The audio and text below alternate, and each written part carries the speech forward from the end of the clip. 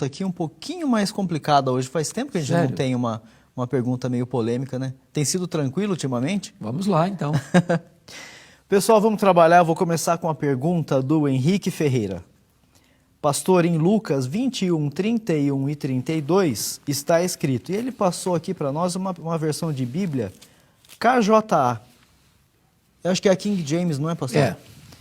E que diz o seguinte: da mesma forma, quando notardes que estes eventos começam a ocorrer, sabei que está próximo o reino de Deus. Com toda certeza vos asseguro de que modo algum passará essa geração sem que todos estes fatos aconteçam. E que geração é essa que Jesus cita no verso 32 na parábola da figueira, pastor? Bom, Tiago, o capítulo 21 de Lucas é um texto paralelo de Mateus 24, que trata do sermão profético de Jesus. Então, o sermão profético de Jesus tem duas fases, dois momentos. Ele está tratando de um fato iminente, que vai ser a tomada de Jerusalém, porque você se lembra que Jesus sai do templo, os discípulos mostram para ele assim, mestre, que construções, que obras lindas, que esplêndido de edifício. E Jesus diz para eles assim, não ficará pedra sobre pedra, sem que tudo seja devastado. Então Jesus vai para o Monte das Oliveiras, os discípulos chegam lá e perguntam para ele, quando vai suceder essas coisas? Jerusalém será tomada.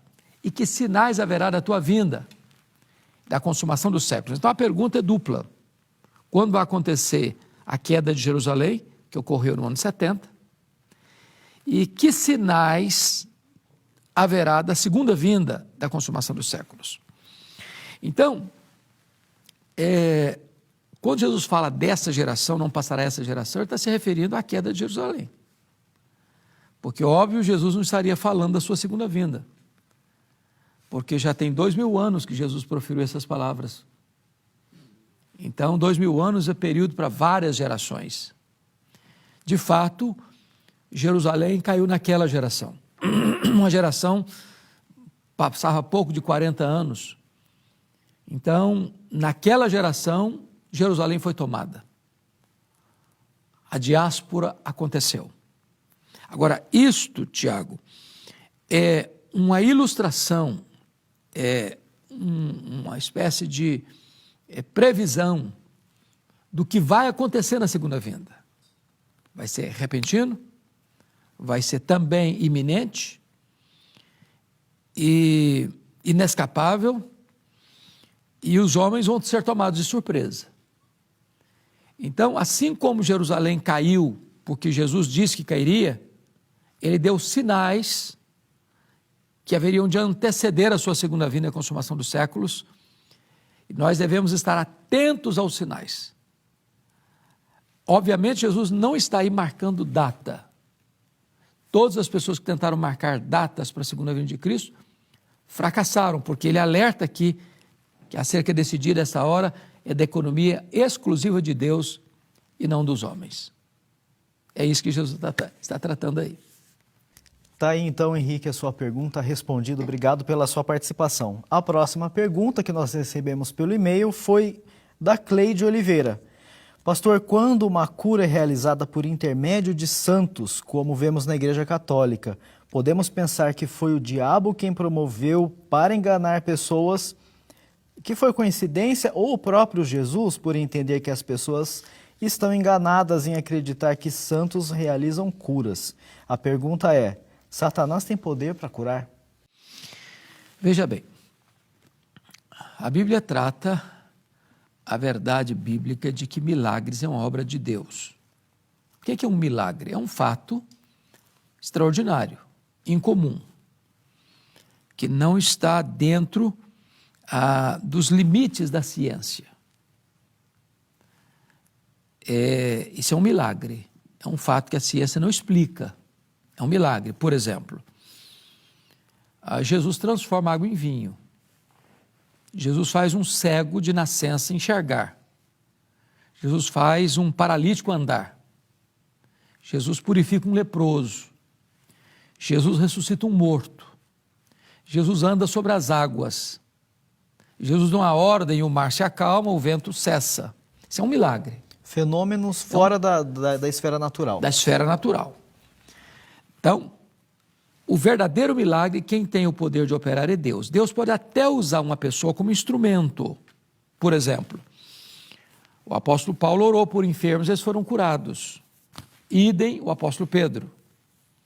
Tanto Paulo quanto Pedro foram instrumentos nas mãos de Deus para a ressurreição, né? Paulo ressuscitando Eutico, Pedro ressuscitando Dorcas. Mas o poder do milagre não está na pessoa que operou ali. Ele é apenas o instrumento. Então, milagre é uma obra de Deus. Agora, a Bíblia fala que o diabo realiza falsos milagres para enganar. Por exemplo, você pega lá quando Moisés chegou no Egito, com aquele cajado na mão, e ele jogou o cajado dele diante do faraó, e o cajado do Moisés virou uma serpente. Isso é um milagre. Um pau não vira cobra.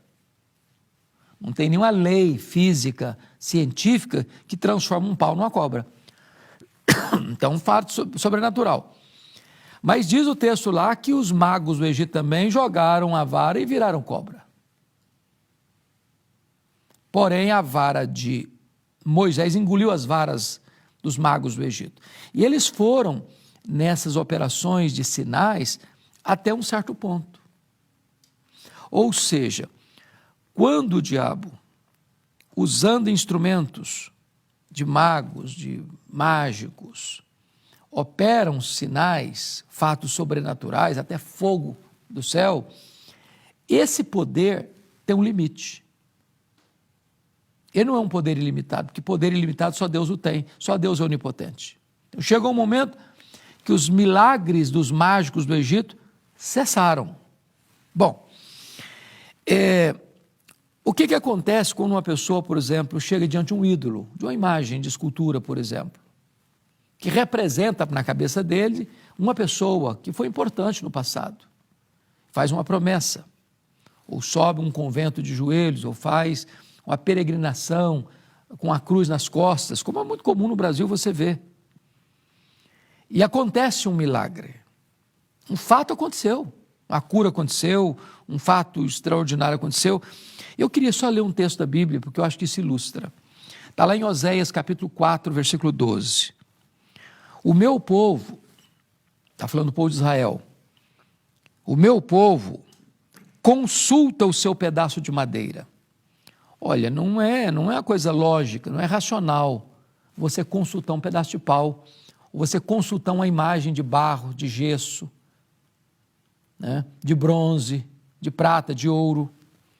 Consulta o seu pedaço de madeira e a sua vara lhe dá a resposta. Olha que coisa interessante. Funciona, funcionou para ele. Ele consultou a vara, um pedaço de madeira lá, e recebeu resposta. Porque um espírito de prostituição os enganou. Eles, prostituindo-se, abandonaram o seu Deus. O que Deus faz então? Já que a pessoa se desviou de Deus para consultar uma vara, um pedaço de madeira, um ídolo fabricado por ele, pelas mãos dele, Deus então entrega essa pessoa, na sua rebeldia, a si mesma, para que ela tenha resposta ao seu pedido, daquele ídolo, para enganá-lo. É isso que você quer? Então toma. É isso que você quer? Então experimente. É lá Romanos 1. Deus entrega a pessoa a si mesma. E não há, Tiago, maior perigo na vida do que Deus nos entregar a nós mesmos. Não tem juízo maior que isso. Deus abomina a idolatria, Deus não aceita a idolatria. A idolatria foi o grande pecado que levou Israel a sofrer as consequências do cativeiro babilônico. E Deus, então, chega um momento que Ele entrega a pessoa à sua rebelião, para que ela experimente o engano do seu próprio pecado.